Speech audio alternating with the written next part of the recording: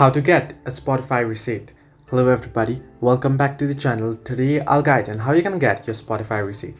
Now the process is actually quite simple and easy, so let me guide you through. However, you'll need to head into your browser since the option isn't available on the Spotify app itself.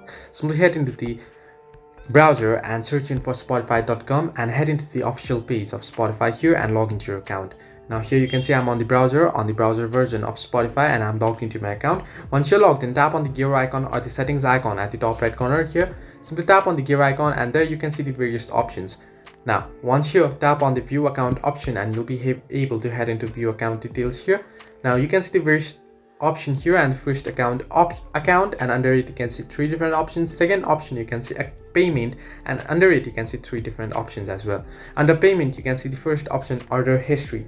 Simply tap on it there and your receipt will load up here and you can get your Spotify receipts here. However, you can see here currently under receipts no receipts were found because I don't have any transaction history on Spotify itself, so there isn't any receipts or transaction history showing up here. However, if you do have one, it will show up here. So this way you can get a Spotify receipt. Hope this helped you. Do like and subscribe, and do not forget to leave a comment down below if you have any further issues.